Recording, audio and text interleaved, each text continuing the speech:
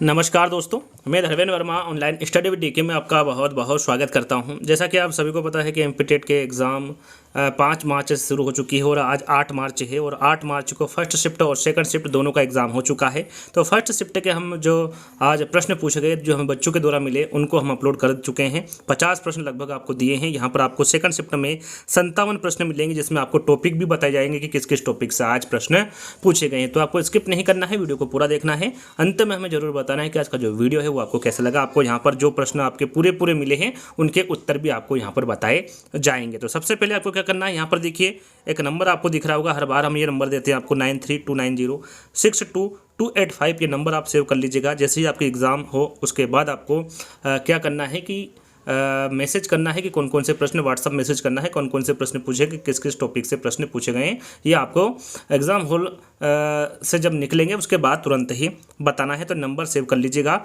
सबसे पहले आपको क्या करना है, वीडियो को लाइक करना है, शेयर करना है और चैनल को सब्सक्राइब कर लेना है।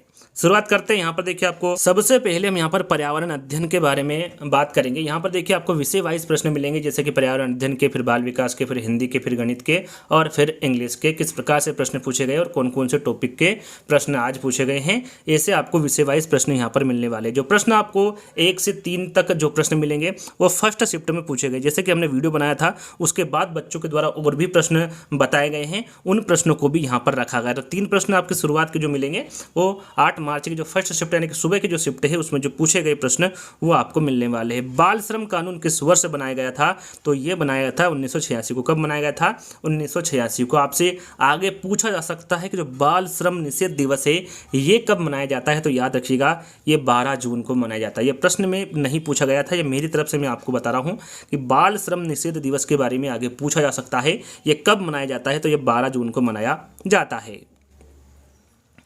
दूसरा प्रश्न है कन्या भ्रूण हत्या अधिनियम कब पारित हुआ? ये भी फर्स्ट शिफ्ट में पूछा गया था। तो ये पारित हुआ था आपका 1994 में। याद रखिएगा कन्या भ्रूण हत्या अधिनियम ये 1994 में पारित हुआ था।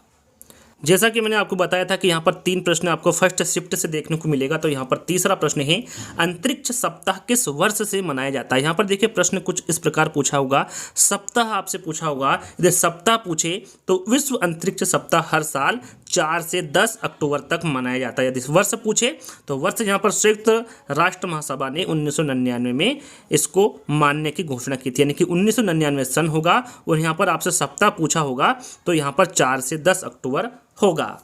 चलिए अब यहाँ पर जो चौथा प्रश्न है ये सेकंड शिफ्ट में पूछा गया प्रश्न है आपसे कि गुजरात के भुज शहर में भूकंप कब आया था? यहाँ पर सन पूछा गया था। गुजरात के भुज शहर में भूकंप आया था, ये कब आया था? तो याद रखिएगा ये 26 जनवरी 2001 को आया था। गुजरात के कच्छ जिले के भुज में भीषण भूकंप आया था। यहाँ पर सन पूछा गया था तो 26 जनवरी 2001 होगा। वेब 2.0 किस सन में आया था? यहाँ पर वेब 2.0 के बारे में पूछा गया है, ये किस सन में आया था? तो याद रखिएगा ये 2004 में आया था।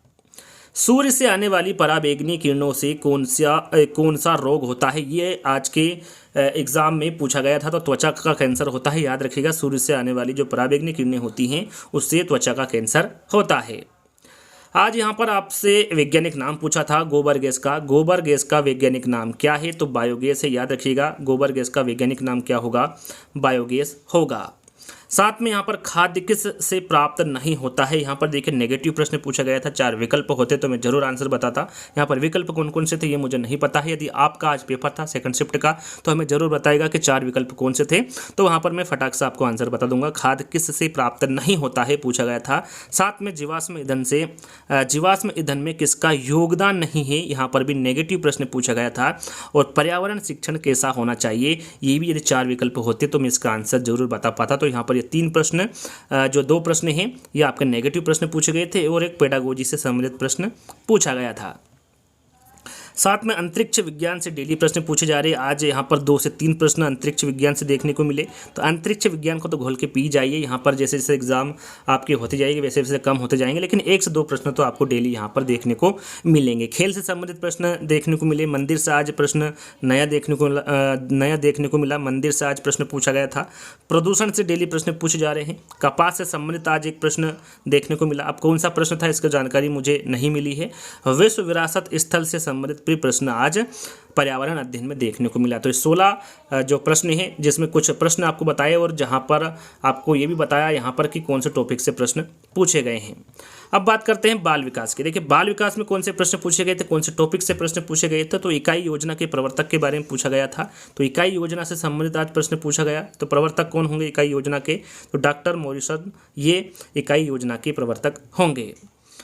साथ में अब आज से या फिर कह सकते हैं कि सुबह से ही बाल विकास के सिद्धांत से संबंधित प्रश्न पूछे जा रहे हैं। एनसीएफ 2005 से शुरू से ही प्रश्न पूछे जा रहे हैं। बुद्धि से संबंधित डेली प्रश्न पूछे जा रहे हैं। साथ में हम बात करें तो जिन पियाजे से संबंधित प्रश्न, कोहलबर्ग से संबंधित प्रश्न, वैज्ञानिक आपसे डेली जिन पियाजे से, कोहलबर्ग से, वाइगोत्स्की से, फ्राइड से, इन सभी से डेली प्रश्न पूछे जा रहे हैं। तो इस पर एक वीडियो बनाई है जिसमें 6 वैज्ञानिक के मैंने लगभग 325 प्रश्न दिए हैं। यदि आपने वो वीडियो देखा है तो काफ़ी हेल्पफुल होगा आपके आने वाले एग्जाम में। नहीं देखा है तो उसको देख लीजिएगा, 2 घंटे की क्लास है। उसमें मैंने 1 बाय 1 करके, जैसे कि एक वैज्ञानिक के सारे प्रश्न हो गए, फिर दूसरे के, फिर तीसरे के, ऐसे करके 6 वैज्ञानिक के मैंने वहाँ पर जो इम्पोर्टेंट प्रश्न है वो मैंने आपको वहाँ पर बताए हैं। तो फ्राइड से संबंधित प्रश्न पूछा गया था।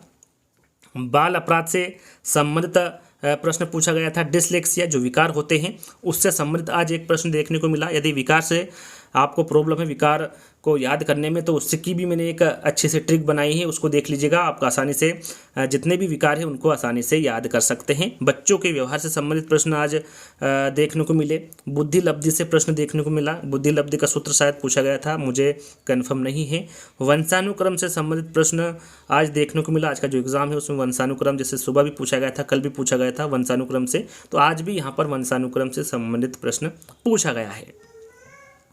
बात करें गणित की तो गणित में डेली भिन्न से संबंधित प्रश्न पूछे जा रहे हैं। सरलीकरण से संबंधित प्रश्न पूछे जा रहे हैं। देखिए जो टॉपिक गणित का चेंज हुआ है उसमें जितने भी टॉपिक है, यानी कि आपका जो सिलेबस के अकॉर्डिंग जो टॉपिक है उन सभी से 1-1, 2-2 प्रश्न पूछे जा रहे हैं। तो आपको टॉपिक वाइज अच्छे से याद कर लेना है। साथ में प्रतिशत से आपने देखा होगा शुरू से ही प्रतिशत से सवाल पूछे जा रहे हैं, लेकिन आज जो प्रतिशत का सवाल आया था वो एक ही आया था, लेकिन जरूर प्रतिशत से पूछा गया था। संख्या पद्धति से डेली 4 से 5 प्रश्न पूछे जा रहे हैं। तो संख्या पद्धति को आपको अच्छे से याद कर लेना है। साथ में विभाज्यता के नियम से संबंधित, देखिए सुबह आपने देखा होगा कि सुबह विभाज्यता के नियम से संबंधित प्रश्न नहीं पूछा गया था, लेकिन जो सेकंड शिफ्ट है उसमें विभाज्यता से फिर प्रश्न पूछा गया है। बोडोमास से डेली प्रश्न पूछे जा रहे हैं। साथ में त्रिभुज से संबंधित प्रश्न भी आज पूछा गया था। अनुपात से संबंधित कल भी पूछा गया है, आज भी पूछा गया है। गुणनफल से संबंधित प्रश्न, समय और दूरी से संबंधित प्रश्न, वर्गमूल से संबंधित प्रश्न और घनमूल से संबंधित प्रश्न, यानी कि जितने भी आपके टॉपिक है उन सभी से 1-1, 2-2 प्रश्न पूछे जा रहे हैं। तो अब बात करते हैं हम यहाँ पर हिंदी की। तो हिंदी में जो गद्यांश और पद्यांश आते हैं उसमें 6 और 9 का रेशियो होता है, यानी कि टोटल 15 प्रश्न आपके गद्यांश और पद्यांश से पूछे जाते हैं और 15 प्रश्न की आपकी पेडागोजी आती है। तो जो गद्यांश पद्यांश है उसमें उपसर्ग भी पूछा गया था, पर्यायवाची शब्द भी पूछा गया था, प्रत्यय से संबंधित प्रश्न पूछा गया था, संधि से संबंधित प्रश्न पूछा गया था, समास पूछा गया था, अलंकार पूछा गया था। देखिए डेली प्रश्न पूछे जा रहे हैं तो आपको संधि, समास, अलंकार, पर्यायवाची शब्द, कारक, ये सभी आपको अच्छे से याद कर लेना है। तो यहाँ पर कारक से संबंधित भी आज प्रश्न देखने को मिला है। तद्भव और तत्सम से संबंधित प्रश्न मिला। इंग्लिश की हम बात करें तो इंग्लिश में जो डेली हम आपको बताते हैं, जो डेली आपको टॉपिक बताते हैं उन्हीं से आज प्रश्न पूछे गए। जैसे कि पैसेज जो आया था वो आज रामायण से संबंधित पैसेज पूछा गया था। नाउन पूछी गई थी, प्रोनाउन पूछी गई थी, कंजक्शन पूछा गया था, प्रीपोजिशन पूछी गई थी, एडवर्ब, ऑब्जेक्टिव, सिनोनिम और एंटीनम्स। ये डेली देखिए इन टॉपिक से प्रश्न पूछे जा रहे हैं। यदि आपका सेकंड लैंग्वेज इंग्लिश है तो आप अच्छे से तैयारी कर सकते हैं और सभी के सभी गद्यांश और पद्यांश में पूछे गए टॉपिक है। तो अच्छे से आपकी तैयारी करते रहिए।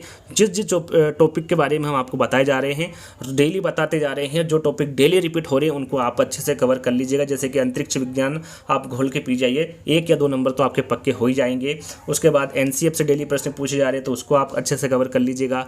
उसके बाद में अधिनियम आपसे पूछे जा रहे हैं उनको अच्छे से कवर कर लीजिएगा। बहुत सारे टॉपिक्स हैं जिनके बारे में हम डेली आपको बताते हैं, तो उनको आपको अच्छे से कवर कर लेना है। जितने भी वैज्ञानिक हैं उनको जरूर पढ़ के जाइएगा। हमने वीडियो बनाई है, आपको बता दिया, हमने एक वीडियो बनाई 2 घंटे की, उसमें 6 वैज्ञानिकों को कवर किया है और इस प्रकार से बनाई है वीडियो की, यानी कि एक वैज्ञानिक है, जितने भी इंपॉर्टेंट वहाँ पर प्रश्न निकल कर आए हैं उनको बताया है, फिर दूसरे वैज्ञानिक को लिया है। तो इस प्रकार से उस वीडियो में आपको प्रश्न देखने को मिलेंगे। तो आज का वीडियो हम यहीं पर समाप्त करते हैं। जल्द ही दोस्तों के नए वीडियो के साथ मिलेंगे। जब तक के लिए धन्यवाद।